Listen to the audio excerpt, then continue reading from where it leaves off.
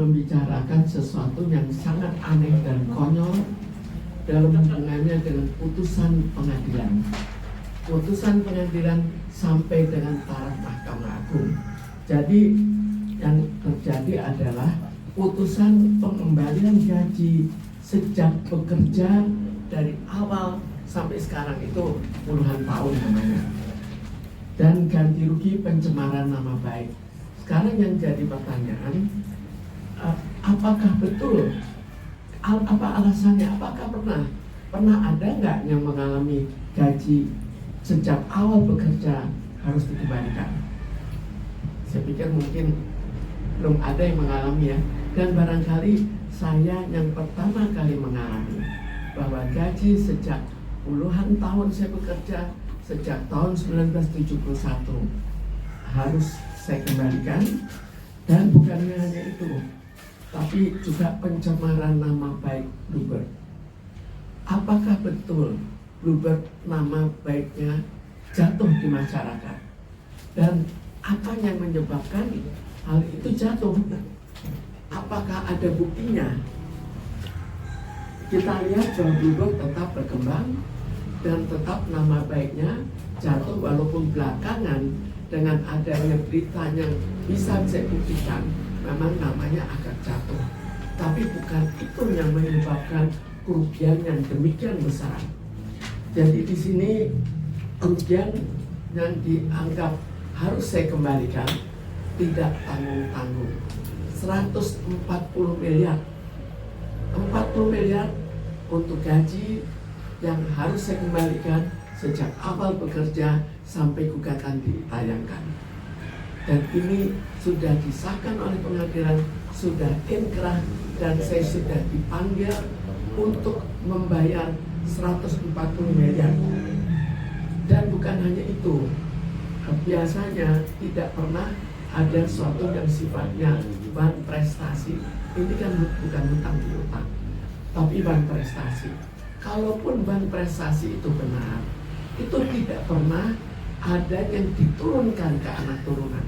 Tapi kali ini dari saya diturunkan ke anak turunan. Apa bahayanya? Bahayanya adalah bahwa ini jurisprudensi. Jadi sewaktu-waktu siapapun yang salah bisa menggunakan putusan yang sudah disahkan di saya. Kemudian kita lihat bagaimana sih kejadiannya. Jadi sebetulnya Bluebird dulu pernah diterangkan terdiri dari 4 kelompok pengusaha yang saling tidak mengenal, yang menyetorkan uang modal mereka, disetor bersama-sama. Tapi sejak 1982 satu persatu tergeser. Bisa dibayangkan, sudah menyetor modal tergeser pada saat Bluebird sudah jaya. Kemudian yang kedua juga demikian. Kalau yang ketiga caranya lain lagi, itu dilakukan penganiayaan yang oleh pengadilan tidak diakui sebagai penganiayaan, yang dilakukan secara rame-rame terhadap pemegang saham yang pada saat itu berusia 74 tahun, wanita. Jadi 13 hari setelah bapaknya meninggal, anak dan istrinya dianiaya. Dianiaya oleh siapa? Oleh Purnomo, istrinya, anaknya, dan mantunya ikut juga menyaksikan, mantu yang sekarang sudah cerai. Lalu kita lihat lagi bahwa akhirnya setelah satu persatu digeser, jadi saya ini yang digeser terakhir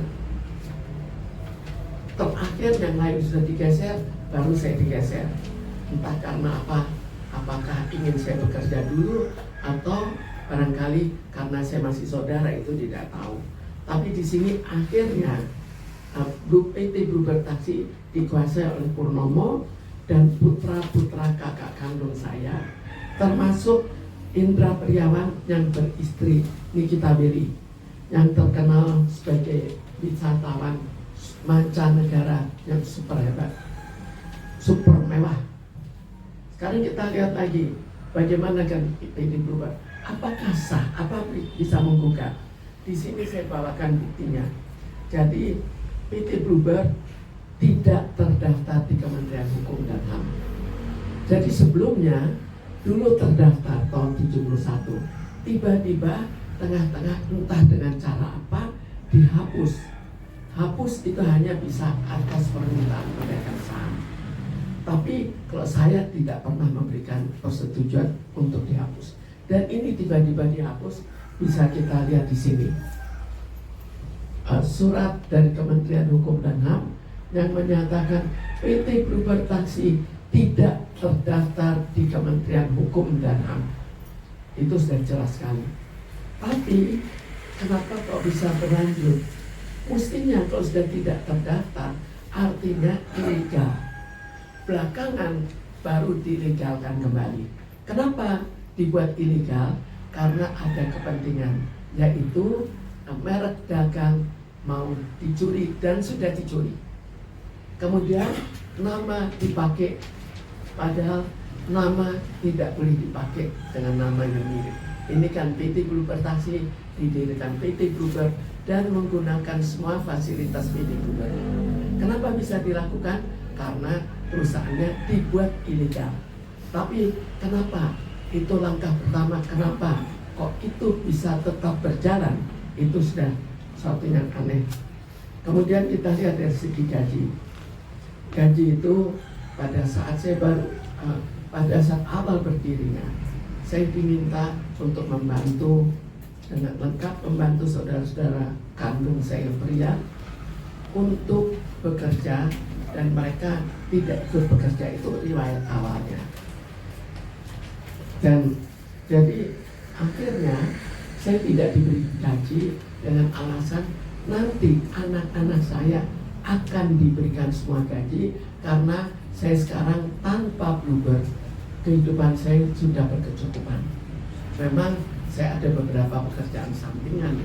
Jadi misalnya saya sekali-sekali ke luar negeri sebagai temporary mental health advisor WHO, terus sekali-sekali juga ke luar negeri sebagai vice president International Council on Alcohol and Addiction Disease. Jadi suami juga bekerja sebagai dokter. Jadi memang betul dari sudut itu saya wajar harus mengalah. Tapi seharusnya kan tetap diberikan gaji karena dijanjikan. Lalu dan bahkan awalnya tanpa posisi. Sejak 1986 akhirnya saya sudah tidak tahan lagi, mau mundur, diberikan posisi sebagai direktur. Tapi walaupun diberikan posisi tetap tidak digaji. Tahun 2000 diberikan gaji. Saya pikir sudah terjadi perdamaian.